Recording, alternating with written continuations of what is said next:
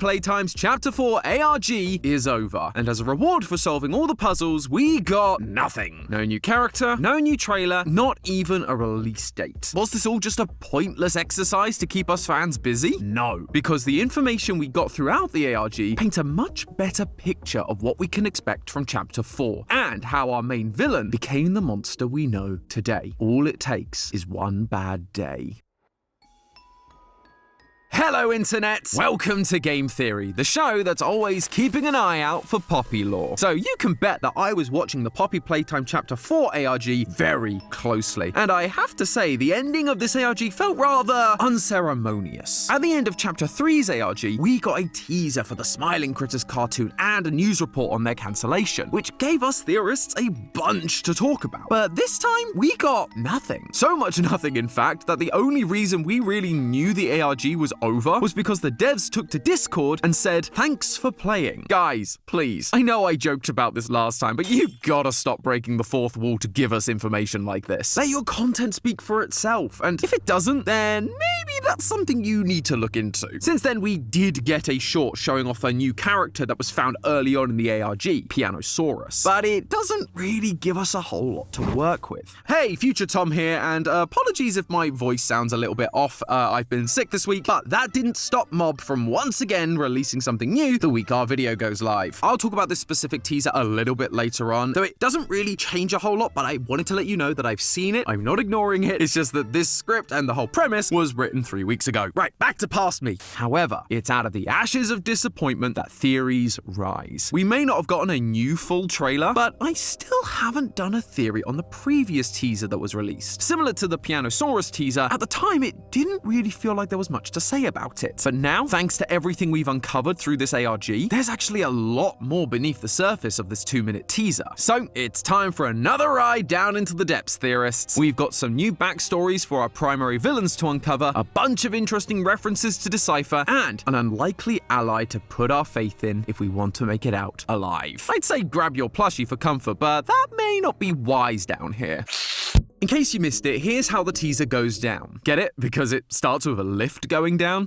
Yes, we say lift in the UK instead of elevator. Just forget it. After traveling down, we see more mountains of dead toys, like we did in the first teaser, as someone walks through the darkness with their grab pack and a flashlight. We see the red smoke being pumped through the pipes and into the prison cells, while a mysterious creature stalks us, killing a little nightmare critter Poe in the process. Finally, we end up in the main hall as a TV with a realistic eyeball watches us, only to hear a broken song play, like one you'd hear from an old forgotten toy. We turn around and reveal a lion made of yarn, Yarnaby. You may remember we spoke about Yarnaby in our last video. It was one of the trademarked names submitted by Mob Entertainment, alongside the name Dowie the Dough Man. Sorry, I still can't really believe that's the name they went with. Anyway, in that episode, we theorized that Harley Sawyer, the man responsible for the Bigger Bodies initiative, had been turned into a bigger body himself, finally escaping the mortal flesh that would incinerate him. And that meant that he was either going to be Yarnaby or Dowie the Dough Man. My money was on Dowie, and according to the poll we took at the end of the episode, nearly 200,000 of you agreed with me, while 100,000 of you felt like Yarnaby was more likely. Well, here's Yarnaby. Let's see who was right. This is where the ARG really comes in. I'm not going to go through every puzzle this time, mainly because it's actually quite complicated. And sadly, the website is gone now, so there's no way for you to use this as a guide so you can play along for yourselves. If you do want a more in-depth breakdown of the puzzles, I highly recommend you check out the Poppy Playtime Discord, where a lot of these solutions were first discovered. But early on in the ARG, there were some real-world coordinates hidden in camera feed audio. YouTuber Sheep Rampage happened to be relatively close to one of these locations, and once they got there, found a Huggy doll sewn together with yarn, containing 2 documents. These were child assessment documents, like the ones we found in Chapter 2, where a child would be paired with a toy for their eventual conversion. The toy from these experiments was Yarnaby, with the second document referring to him specifically as Experiment 1166. In another set of documents, we get reports about 1166 after the Bigger Bodies conversion process, one of which is about how Yarnaby lacks the desired high cognitive function, making him more akin to a dog or a cat, with the final decision being for it to essentially become a guard dog for the person writing the report. Harley Sawyer. Sound the bells of celebration, editor! I called it!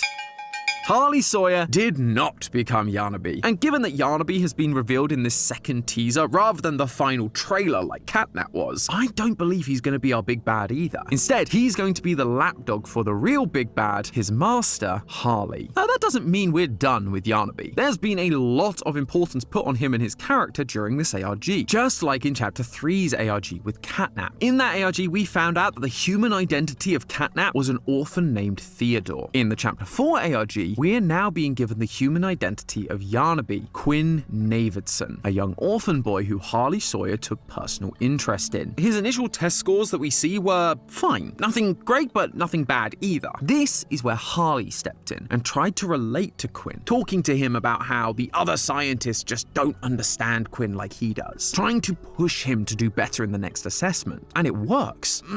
Partially. His physical skills do increase, but his mental functioning and musical memory gets worse, which matches what we end up seeing in Harley's report about Yarnaby. Strong, agile, swift. And yet, I'd hoped for a greater mind behind it. Later on in the ARG, Harley gained access to an email address and people began communicating with him directly. When asked about Yarnaby, his response was pathetic. Amusing, but pathetic. Harley sees Quinn as nothing more than an amusing plaything, something to be manipulated. And when that manipulation didn't work out fully the first time, he then proceeded to manipulate him further by isolating Yarnaby so that he would answer to no one but himself. Which brings up an interesting point about this recent teaser. At the very start of this teaser, as we head down the elevator, you can hear the final words of Poppy from the end of Chapter 3.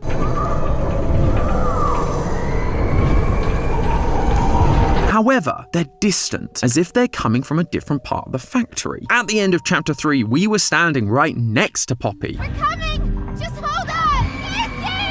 It would be weird for it to sound this different if this was meant to be the same elevator shaft, which means this teaser isn't from our normal player character's perspective, but someone else's. Who this new person is felt unclear until those details about Yarnaby came to light. Yarnaby was the guard dog for Harley. He was loyal to Harley. And what happens when Yarnaby sees this person at the front desk? Or more importantly, what doesn't he do? He doesn't attack. Sure, he opens his mouth and reveals his creepy alien second mouth, but he's not pulling a Huggy or a Mummy or a Catnap and ripping us to pieces. If anything, he's actually being nice to us. He brought us a gift. Up on the monitor behind the desk is the Poe toy that we saw Yarnaby kill earlier, like a cat bringing a bird that it caught to its owner as a present. If Yarnaby is like a pet, then that would mean he's presenting this to his master, the point of view we're seeing from Harley Sawyer. And this is where Future Tom comes back in again, because this new teaser does seem to suggest that while I was right about Harley not being Yarnaby, I wasn't exactly right about it being doughy either. So sorry, Future Jerica, there's a little more for you to edit now. Hey, don't look at me, it's not my fault. Blame Mob Games for releasing new stuff every single week. Anyway, in this new teaser, we see a humanoid robotic hand reach for a Catnap toy. And then the eye that we saw in the monitor of the Yarnaby teaser flashes on screen. When Mob tweeted about this teaser, they used the phrase, "Someone's been watching your every move."